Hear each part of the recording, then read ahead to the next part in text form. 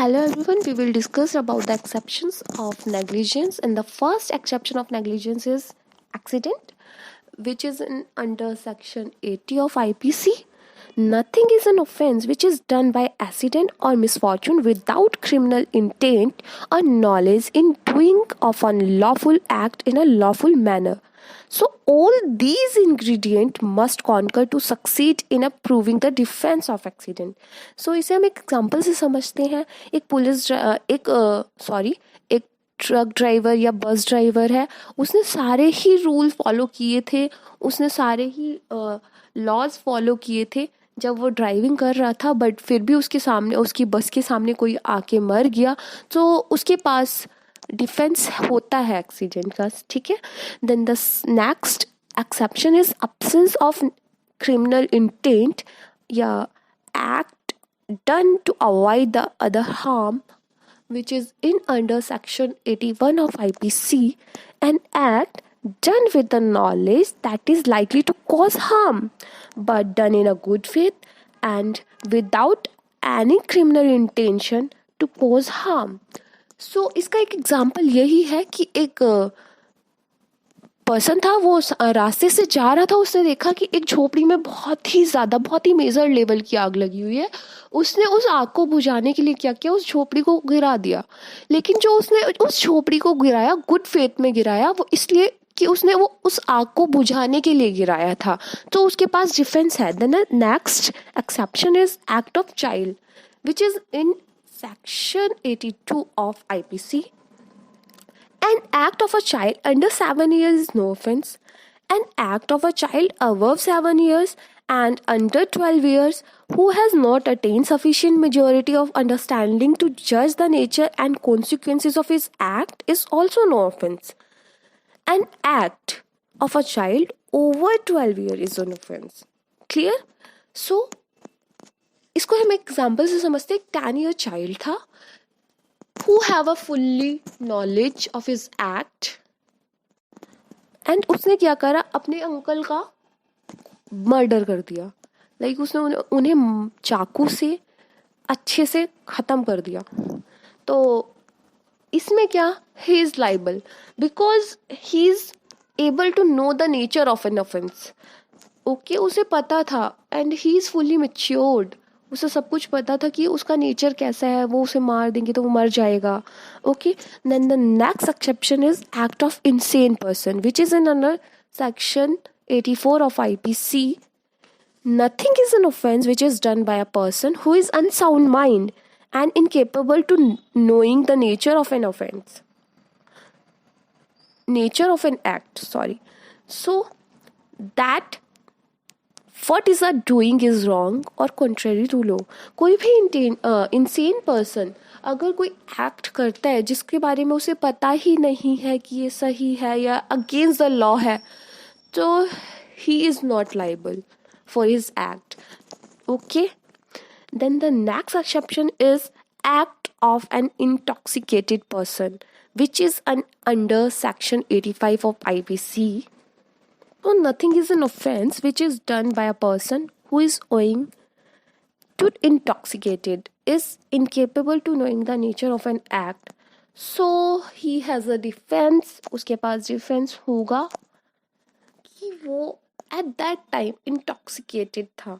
So the next exception is bona fide act for another's benefit which is in under section 95 of IPC. So nothing is an offense by reason of any harm which is made caused to the person for whose benefit it is done in a good faith or even without the person's consent. Okay, इसे हम समझते हैं like किसी भी person ने कोई act किया for the person's benefit या इन अ गुड फेथ. एक पर्सन कोई भी काम करता है किसी पर्सन के बेनिफिट के लिए या उसके गुड फेथ के लिए, अगर वो उसके विदाउट कंसेंट भी करता है तो उसके पास ये डिफेंस होता है कि मैंने उसके फ़ायदे के लिए ही वो काम किया था. ओके. जैसे कोई भी डिसीजंस हमारे पेरेंट्स हमारी बिना कंसेंट के हमारे ले लेते हैं. Okay. The next exception is communication made in a good faith, which is in under section 93 of IPC. Any communication made in a good faith to a person is no offense if such communication cause harm to the person to whom it is made, if it is for such person's benefit. इसका एक example लेते हैं। एक doctor है, surgeon है, या उसने surgeon है, उसने क्या कहा, एक पेशेंट से मतलब उसकी कंसेंट ली, राइट। उसने उसके पेशेंट से कंसेंट ली कि मैं तुम्हारा जो भी है मैं ट्रीटमेंट तुम्हारा कर दूँ, अगर कोई प्रॉब्लम हुई तो मैं उसके लिए जिम्मेदार नहीं हूँ, लाइक। सो इन केसेस में क्या होता है, डॉक्टर और पेशेंट वाले केसेस में क्या होता है, डॉक्टर के पास डिफेंस होता है। अगर पेशेंट मर भी जाता है तो उनके पास डिफेंस होता है। जो और डॉक्टर वाला जो डिफेंस जाता है वो इसी में जाता है, communication made in a good faith. Like उन्होंने जो कंसेंट लेते हैं या वो सिग्नेचर करवाते हैं उस पर, वो इसलिए करवाते हैं कि हाँ हम ऑपरेशन वगैरह करेंगे, बट उसमें श्योरिटी नहीं होती है।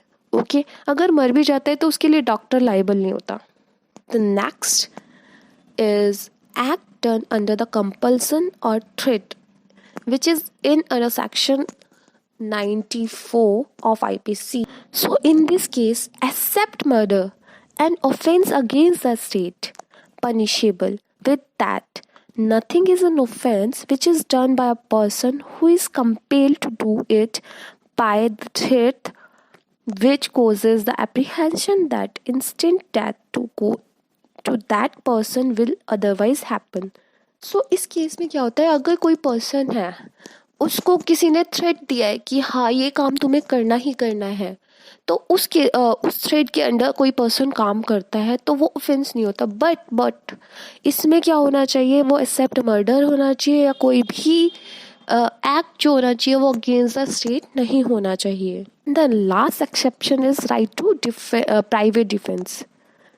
Right to private defense, which is covered under section 96 to 106 of IPC. Nothing is an offense which is done in exercise of a right to private defense.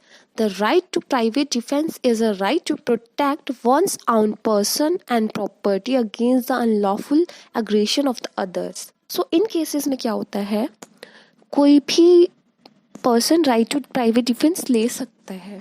Like वो अपने लिए ही ले सकता है। अगर कोई पर्सन उसको हार्म पहुंचाने की कोशिश कर रहा है तो एट दैट टाइम वो राइट टू प्राइवेट डिफेंस ले सकता है। अपनी प्रॉपर्टी के लिए भी ले सकता है। कोई उसकी प्रॉपर्टी को हार्म पहुंचाना चाहता है, देन वो राइट टू प्राइवेट डिफेंस ले सकता है।